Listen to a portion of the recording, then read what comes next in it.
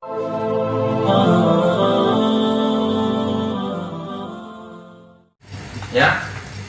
Islam secara lughah bisa berarti pasrah. Islam secara lughah bisa berarti juga selamat, sejahtera.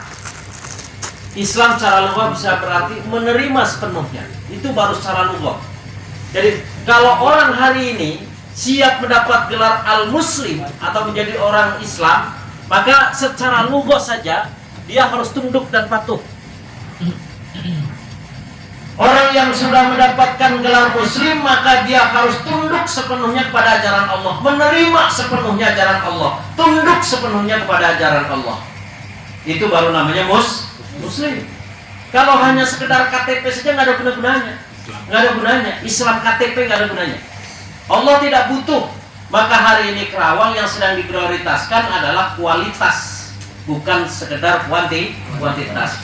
Bagaimana menciptakan struktural yang kualitas? Maka diawali dari diri kita masing-masing sebagai petugas khilafah ini, petugas khilafah yang berkualitas. Jadilah warga yang berkualitas. Iman itu apa? Ya, qaldu bil qalbi wa qauluhu bil lisan wa amalu bil arkan. Itu orang yang beriman. Berat atau enggak kira-kira? Kenapa saya tekankan wala tamutunna illa wa antum muslimin itu kepada struktural? Karena inilah awal pembangkangan seorang iblis, awal pembangkangan makhluk Allah yang bernama setan, di mana sebelum dapat gelar dan setan dan iblis namanya adalah hafal semua ya.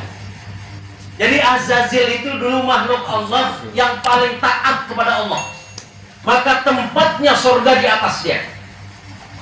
Coba bayangkan. Jadi Azazil sebelum mendapat gelar iblis dan setan, dia termasuk hamba Allah, makhluk Allah yang paling tunduk dan taat kepada Allah.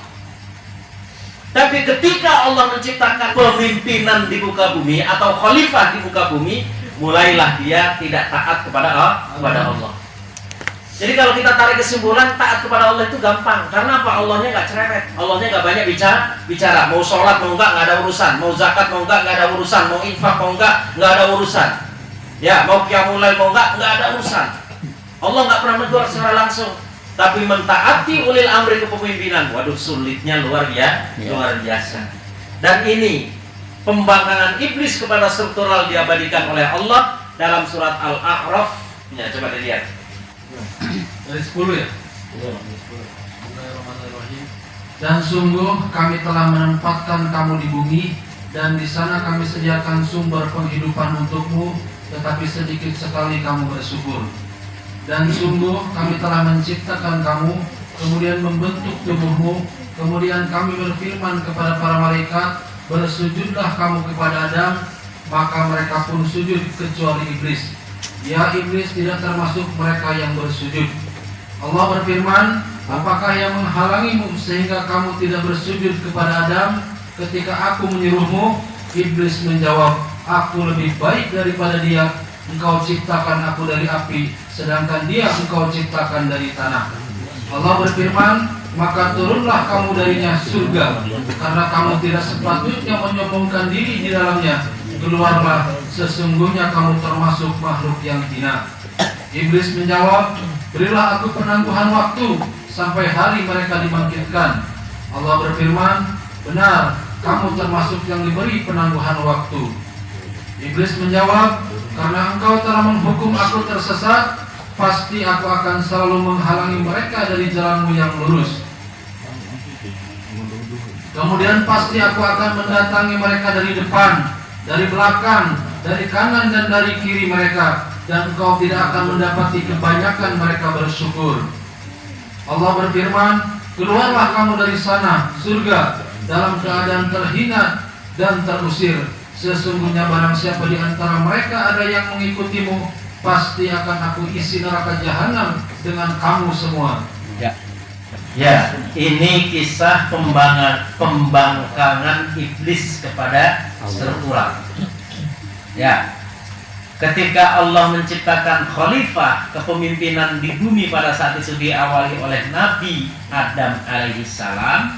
yang tadinya setan dan iblis ini tunduk dan taat kepada Allah, sehingga beliau-beliau pada saat itu ditempatkan di surga di atas. Tapi ketika Allah menciptakan wa idh qala rabbuka lil malaikati inni ja'ilun fil ardi khalifah, kepemimpinan di muka bumi, iblis mulai tidak tunduk. Ya, nggak mau tunduk. Jadi taat kepada Allah gampang. Yang paling berat ini taat kepada struktural. Tentunya struktural yang kembali kepada Al-Quran dan Sunnah. Ya. Kenapa sampai Allah bertanya itu? Bukan Allah nggak paham, bukan Allah bodoh, tidak. Ini untuk memberi pelajaran kepada kita. Wahai iblis, wahai setan, kenapa kamu ini nggak mau taat ketika saya perintahkan tunduk kepada struktural, kepada Adam? Apa jawaban iblis? Ana khairum minhu khalaqtani min nar wa khalaqtahu min tin. Ini iblis. Ya Allah, saya nggak pantas. Kenapa? Karena engkau menciptakan aku lebih baik daripada dia. Engkau ciptakan aku dari api, sementara dia engkau ciptakan dari tanah. Itu bela dirinya iblis saja. Di ayat lain tidak ada keterangan bahwa api lebih baik daripada tanah, nggak ada. Itu bela dirinya iblis bahwa dia merasa lebih baik. Allah tidak suka kepada hambanya yang sombong untuk menjadi penghuni surga. Maka yang pertama, langkah pertama, Allah katakan, wahai iblis, fabit, turun kamu iblis. Ya, sudah turun, diajak berdialog, tetap saja ngotot. Akhirnya apa? Berikutnya fakhruj. Wahai iblis, kamu keluar, karena sungguh di surga ini tidak pantas dihuni orang-orang yang sombong. Sombong itu apa? Kalau menurut sejarah ini, menolak struktural, betul nggak? Itu orang yang sombong. Tidak mau taat kepada struktural, itu orang yang sombong. Maka setelah dia diusir dari Allah dengan cara hina, dikeluarkan dari surganya Allah, dia minta ditangguhkan nyawanya sampai yaumil qiyamah, dan dia akan berusaha menggoda manusia dari depan, dari belakang, untuk sama-sama menolak struktural.